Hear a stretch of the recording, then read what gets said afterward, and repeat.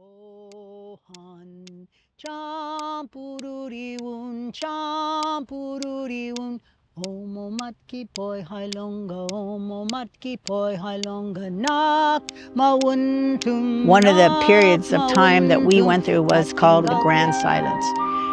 People would not talk, they would not share, they would not say anything because they were afraid to share being a native, being a Hashiman, being a Wanenyo. And so they kept everything low key. There's also everyday conversational language, and there's also spiritual language. My teacher taught me songs in the spiritual language. Deep spiritual continuity, bringing the past to the present, because there's so much wisdom in those voices. There's so much wisdom in the way that our ancestors held themselves, that we need that today. I have been given the gift of bringing new songs forth, because so many songs have been lost. Tracing the Ashaman origin story, it leads us to the ocean, to the dolphin, and begins in the stars. Our story begins with the Ashaman Nation in Orange County. It leads us to connect with tribes all across the state. For this trip, we bring a number of tools to document and create along the way.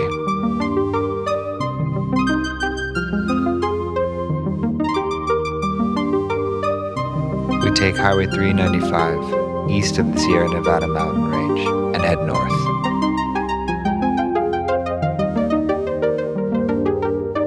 Owens Valley, but the locals here know it as Payahunadu, land of the flowing water.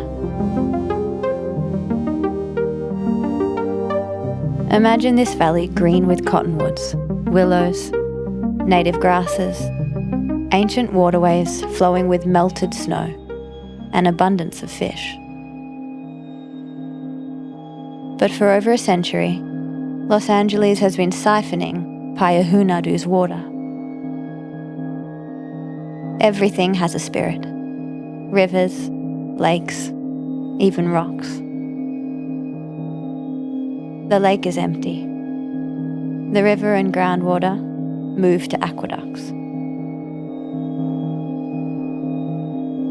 How quickly would this land recover if it was given back to those with the ancestral knowledge to care for it?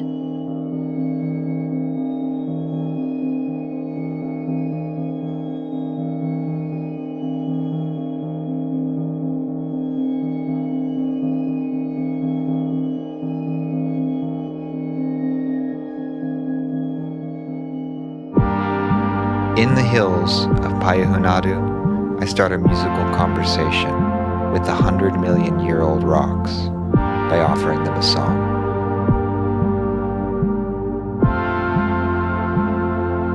Every single thing that's alive around us is listening to us. Pay attention to them, because they're paying attention to us.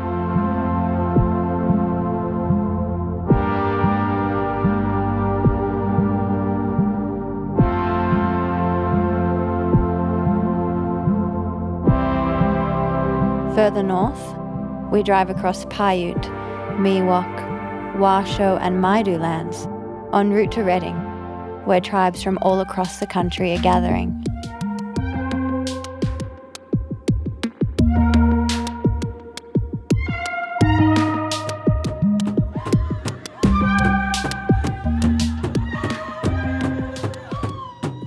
Drum group Iron Star Singers open the ceremony with an intertribal powwow song in their Karasin language.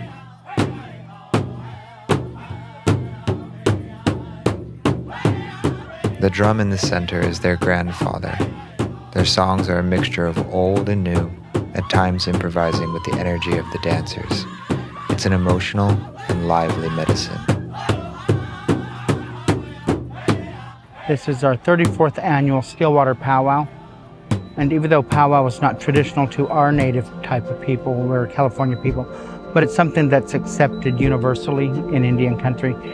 We do this as a way of just promoting the diverse culture and being as one with our brothers and sisters. We come from northern Wintu people, which is right here within this area.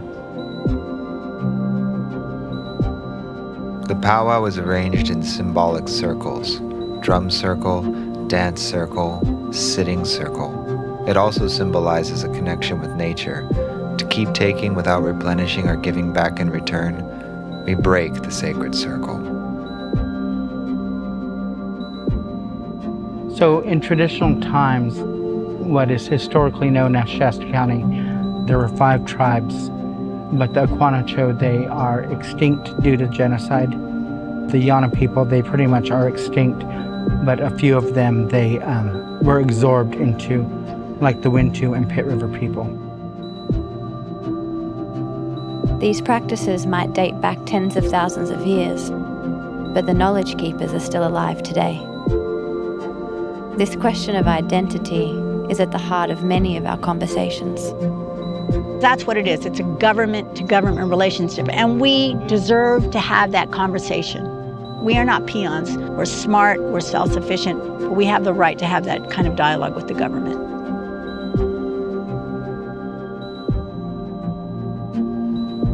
Some tribes, like the Ashaman and bands of the Wintu, are still seeking federal recognition.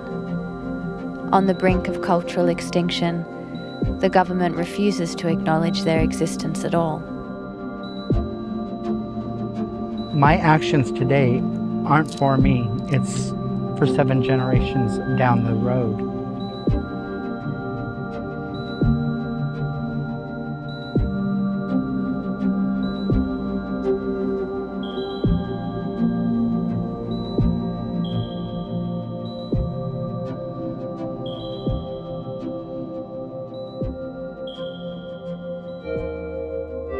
Above Lake Shasta is a series of limestone caverns.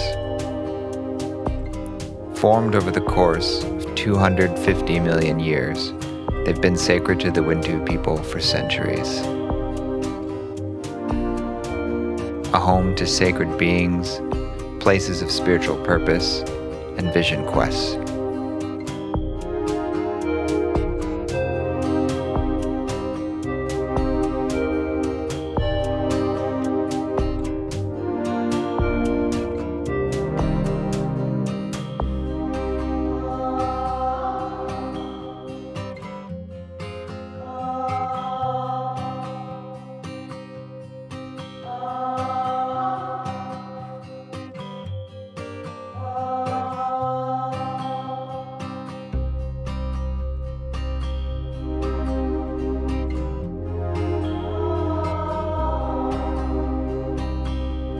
As we move through the trip, it's easier to be connected to nature.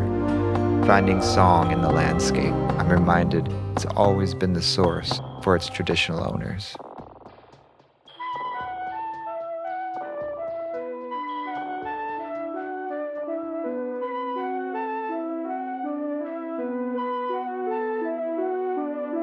Amongst these volcanoes, everything is alive. And yet it's the ancestral homeland of the Yana people, a tribe that's almost extinct. As important as it is to protect the land, it's also important to protect the Indigenous connection to the land. Preserving that, we all thrive. We must follow those rules and guidelines and never waver from them, because as soon as we do, those spirits aren't going to be there to help us, and we will lose our way then. So as long as we continue on and teach the next generations and persevere and be resilient and continue on as a nation. These Indigenous cultures are not past tense. It's why the Land Back movement matters, why traditional place names matter, why listening matters most of all. How do we approach life around us? Do we just barge in and just knock over things and just take everything the way we want to do it? Or do you watch and see how it's working right now? Pay attention to how that creek is flowing. There must be a reason why it's going that way instead of that way. It's our human way that we thought was a better way. Hasn't been a better way at all. So I feel what I'm doing is very legitimate, and it's actually honoring the process that my ancestors had in creating music and song for our people. tum nakma wuntum patingal piatalpum ho han champururi un champururi un